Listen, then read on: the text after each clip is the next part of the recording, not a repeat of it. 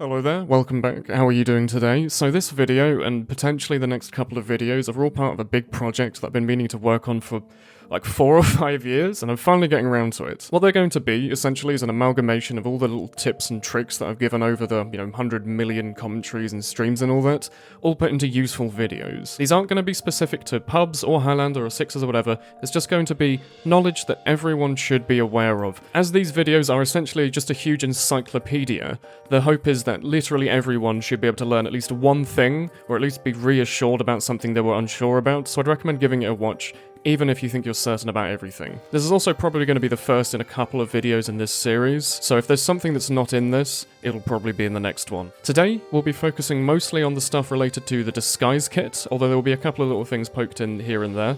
The next one will probably be focused on general tips. All that waffle off, let's move on. So the first really simple tip that hopefully everyone should know is that disguises don't change your hitbox. What this means is, you disguise, you're a spy normally, your head is where it is, you disguise as a scout, your head is still where it is, invisible. One of the things you'll notice about these clips is that the spy is stuck doing the revolver animation. These hitboxes will obviously change if the spy is holding out another weapon or if he's running or whatever, so use these as a vague guide as to where the hitboxes change. Also, this information is mostly useful to snipers and headshot classes, as really the rest of the body you can kind of aim in general for as if it's not a spy. In general though, I think it's good to be aware of this. Something that people don't tend to take into account is that obviously the world model changes. You disguise as a scout, you look like a scout. What this means is actually important. If you disguise, for example, as a pyro and decloak, a giant flamethrower will just pop out of nowhere. Where if you disguise as a scout, you don't really see much. Scout is a tiny model. So that's why I'll go into more later, but I think Scout's the best disguise just to use for all purpose, because when you decloak and when you move around, him disguising with the scattergun, he holds it close to his body, it's a small model, he's very inconspicuous. So here's just a general tip, pay attention to what you're disguised as. Don't just mindlessly think, oh, it's a pyro. Look, is he holding out the power jack? Is he holding out a degreaser? Are people going to notice a flamethrower popping out of nowhere? These are the things you have to pay attention to. And the other smaller benefit of this is that you aim from the center of your eyes. This means that you can look over objects while being completely invisible, even if you're not invisible. What I mean by this is, your spy's head is above the scout. If you stand next to an object that's the scout's model's height, the enemy team won't see you because the scout is hiding behind it. You, however, will see them and you'll be able to shoot them because the spy's head is above that. So pay attention to these kinds of things. Try to learn where certain models can hide that the spy otherwise couldn't, and you can use that to your advantage to be a bit more sneaky than usual. As well as essentially be invisible infinitely. If you find a couple of boxes that are exactly the scout's height, you can just stare over those for as long as you want as the spy. Just make sure that your head is definitely not popping above them. You can always practice with a friend in a pub or something to try and find these spots. It's always nice to have a little book of where these little locations are. Alright, so here's something that you hopefully should know. When you disguise, it plays a smoke effect. Obviously, this plays for 2 seconds if you're not disguised, half a second if you're already disguised and you're just switching between stuff. What you should know, however, is when you've started cloaking, or if you're fully cloaked, there is no smoke particle effect. What I mean is to pay attention to this. If you're using the dead ringer and someone's about to shoot you, don't disguise, because it will play a smoke effect that will follow you around even though you've just popped the dead ringer. What you should do is stay undisguised, wait for them to set up your dead ringer, and then disguise. That way, no smoke will be played, you'll be disguised, you'll be invisible, all will be well. If you're using the stock Invis Watch or the Cloak and Dagger, don't bother, activating the cloak, disguising, and then immediately deactivating it, because the full cloak cycle takes about 3 seconds, so you're wasting a whole second there. You're not really gaining much of a benefit unless you're trying to be super sneaky in a corner, and that smoke really makes a difference. And here's a general tip for the Invis Watch. You should never disguise before cloaking. Always start the cloak before disguising. You don't have to be fully invisible, you just have to start the animation, but if you disguise before going invisible, the smoke will follow you around. Okay, here's actually a useful tip. You might have noticed in the HUD sometimes that there's this ginormous spy silhouette that pops into your face. This tells you the exact timing of the smoke effect. What I mean by this is, don't use a HUD that removes it, and also probably don't use the stock HUD. We'll go into more detail right at the end, but essentially, the timing that the silhouette zooms into you is the timing that your disguise has started, and when it's completely disappeared, it means you're fully disguised. So make sure to pay attention to this. If you're not sure if you're fully disguised, don't pay attention to anything else in your HUD. but that silhouette. It will tell you the exact timings of when the smoke starts and when the smoke ends. Pay attention to this. If you think you're about to turn a corner into loads of people and you're not sure if you're fully disguised, pay attention to that icon and only move when you're certain. Because obviously, if you turn the corner covered in smoke, people are going to immediately shoot you. It's useful to be at least aware of when your disguise effect is finished. Also, a tiny little tip. If you have an unusual effect, the moment you start disguising and the moment you start cloaking, the effect will completely disappear. Unless you're using burning flames, sometimes it glitches out a bit and there's like burning particles flying in the air. I wouldn't worry about unusuals and stuff. It only matters if you're completely undisguised and completely uncloaked. Again, just repeating this, remember they buffed the disguise kit, so feel free to redisguise as much as you like, half a second between redisguises. What I mean by this is pay attention, if people are chasing an engineer spy, and they turn the corner, and then all of a sudden, a demo man comes back the other end reloading his sticky launcher, they're probably not going to spy check the demo man unless they've got loads of ammo and they're playing pyro or something. Most players will just continue to chase looking for that engineer. Useful little thing to keep in mind is that as it is so fast, you can trick people that quickly, like a simple corner redisguise. People completely let you off the hook. So here's, again, another nice tip. Very, very short one. Sometimes it's nice to have about 5 out of 6 of your revolver shots loaded so you can pretend to reload. If you're disguised and start a reload, you're disguisable too. This should hopefully be common knowledge, but just again. This does, however, this is the actual tip, it means that you can fake infinite reloads if you never finish the real one. You switch to the revolver, start the reload animation, and then switch back to the knife before it's finished. This means your disguise will reload once, but the revolver will still be missing its shots. You can do this, for example, to pretend to be a demo man loading 8 stickies. You switch to the revolver 8 times and back to the knife 8 times. So the medic staring at you standing still reloading will assume you're a real demo man. Most spies don't know you can do this. They just reload once and then finish. And the medic will sometimes just give you crits. Works really well on King of the Hill. That's the actual tip. Also, yeah, you can press B, or whatever your redisguise key is, to switch your disguise as weapons. This should be common knowledge, obviously. My recommendations are mostly consumable and throwable items, like pretending to hold out the Mad Milk, the Durati, the Buff Banner, sometimes the Sandwich. These work well because people won't notice you not shooting your weapon. Obviously, there's no way right now to fake shooting your weapon, so using something that you can't shoot gives you a bit of an advantage. Also, as a tip, holding out your melee is usually a death sentence, since a lot of spies run around with just their knife out and spam the redisguise key, meaning that everyone kind of has subconsciously in the back of their head, if they see a scout running around with just the bat, they just assume it's a spy. Other than consumables, per disguise, I usually hold out the scout's scattergun or pistol. I'd recommend the scattergun more, since he tucks it into his body, making a tiny model, but if people are going to see you, switch between the scattergun and the pistol. It'll look a bit like you're playing a scout, but you're just using the scroll wheel. If you're using soldier, I'd recommend using the whip. No other melee. The other melees look horribly suspicious. Or the rocket launcher. The Pyro's power jack, I think, is probably the best one he's got. Or the shotgun, because outside of pubs, people tend to notice that you're swinging around your flamethrower but never shooting out any fire or air blasting or anything. The Demo Man's sticky launcher, I tend to find, is way better than the grenade launcher, because most pub spies tend to run around with the grenade launcher, and people for some reason just tend to find the stickies less suspicious. I'd also recommend not releasing the bottle. If you're obviously disguising as a demo knight who's using a grenade launcher, I'd recommend running around with a sword out. The little things you should pay attention to. I'd also recommend, if you're using the heavy disguise for some reason, Fist of Steel or the Sandwich are the best ones. Using the minigun or the newly nerfed Gloves Are Running Urgently look pretty bad, because people tend to notice. Heavies love running around revving up their miniguns, and it looks really weird when you just stare at people. For Engineer, I'd find that the pistol or the shotgun is just completely fine.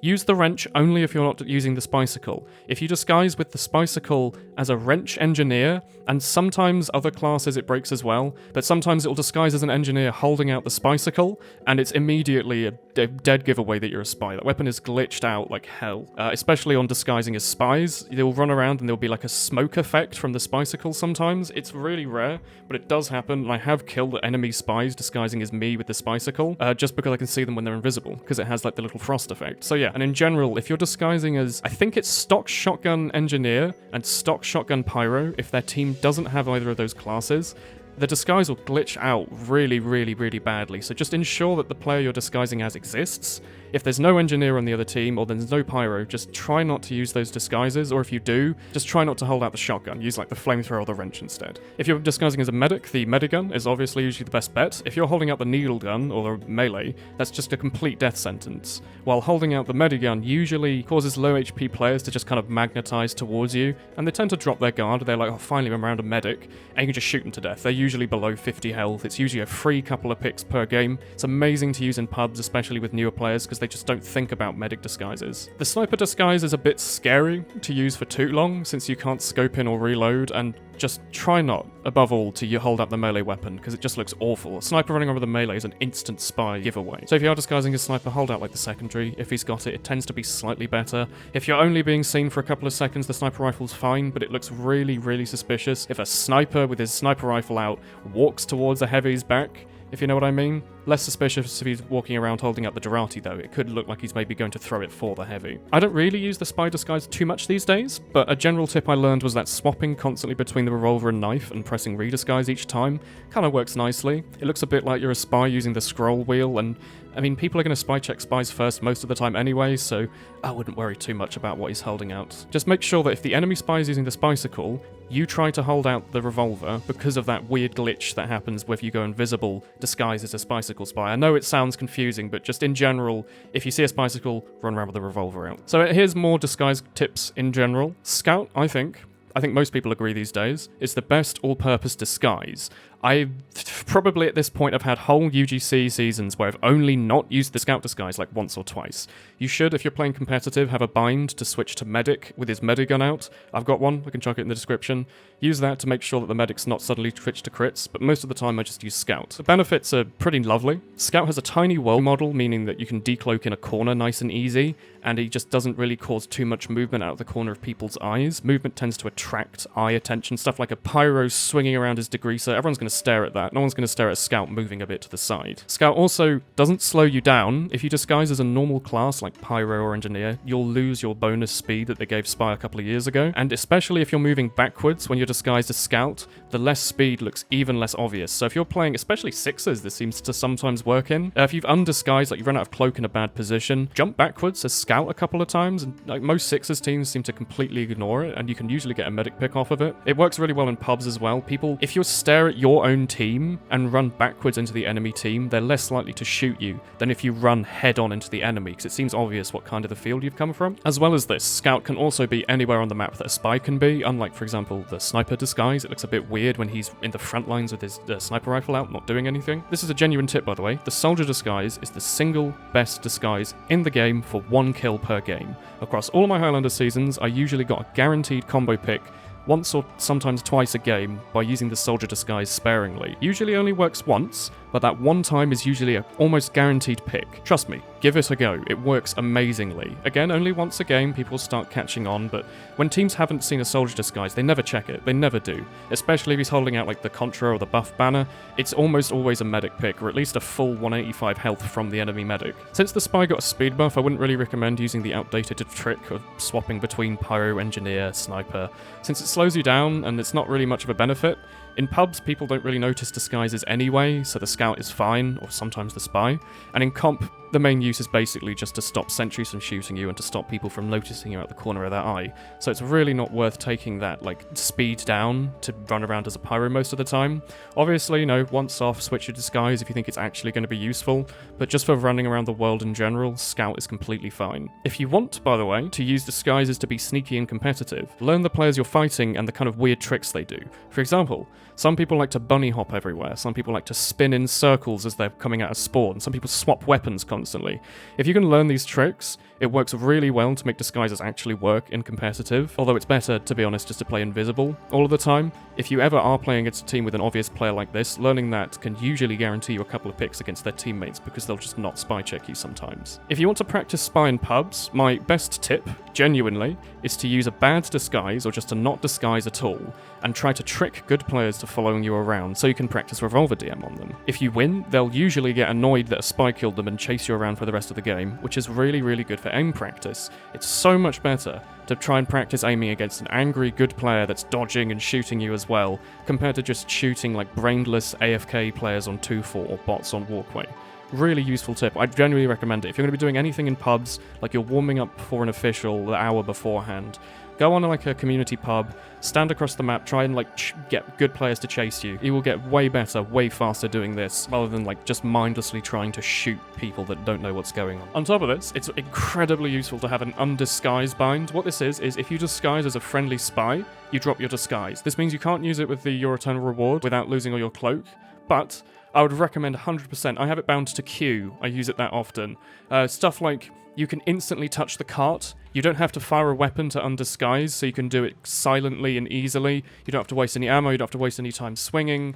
You can use it as well. I'm going to move on to the next point, which is really the best use of it of all, is that you can DR jump, or you don't even have to use the dead ringer anymore. This is something I used to do all the time. So regardless of if you're invisible or not, if you're undisguised, you'll still take knockback, whereas if you're disguised, you'll not take knockback from anything that isn't like air blast. How this is useful is if, again, regardless of if you're invisible or not, if you jump just as a rocket is shot at your feet, you'll be able to surf off of the damage. This is called damage boosting. You used to be able to do, I mean, you still can. People used to do it a lot more. It's kind of fallen out of fashion, but you used to be able to, like, get people to follow you against a wall, jump as they melee you, and you'd be able to, like, stab them off of flat ground onto their head. Again, it's become less of a thing these days, but that used to be, like, a really cool thing you could do. But this is, like, insanely useful. The moment you start, like, learning about how useful damage boosting is, you'll be able to be using it everywhere, especially if you keep in mind that the Invis Watch has that 20% damage resistance. You can use it just to surf around, move really, really quickly. The moment you see, if you see 2 stickies on the floor, it's a bit cheeky. If you see 2 stickies on the floor and you have a dead ringer, stand on top of them, undisguise and jump, and if he detonates, you'll be able to just go flying, and you'll only take like 40 damage or something. It's insanely useful. Especially if you've got a medic giving you a buff, or their medic's giving you a buff, you can always just stab the medic, stay undisguised, cloak, and then hope that their team shoots the floor next to you, and fly out away from the medic pick safely like a bird. It's wonderful. Really recommend practicing this. It's also worth noting that weapons like the buff banner and phlogistonator that build on damage will build on the spy regardless of if he's undisguised or disguised or cloaked or uncloaked. The Ubersaw, however, only works on a spy that's undisguised. Doesn't matter if he's invisible or not. If a spy is undisguised, the medic will get 25% charge. It's also worth noting that sentry guns only shoot you if you're undisguised in their line of sight. If you walk into their line of sight disguised, or you leave their line of sight, disguise, and then walk back, they will no longer shoot you. If you disguise while a sentry gun is shooting you, it will continue to shoot you. The only weapon that will let you kill stuff in front of sentry guns and not be shot at is the Your Eternal Reward, as it has a hidden stat that stops sentries from shooting you the moment you redisguise. Also, the sentry will shoot you if you're being targeted and cloak. He will stop targeting you when you go invisible, and the sentry will not target you while you're decloaking until you're fully decloaked. Alright, thank you very much for watching. I hope you enjoyed it. I hope that you found at least something interesting or something useful out of this. If you did, do let me know. The next video should be covering a lot of general information, and I mean a lot of stuff packed together. So if there was something you think missed out, again, look out for the next one. Should come out, I don't know, week or 2. We'll see how long this thing took. I don't want to think about how long this thing took to edit. But it took a while. Anyway, yeah. All aside, thank you all very much for watching. I hope you did enjoy it. Do let me know, and I'll see you all next time. Goodbye.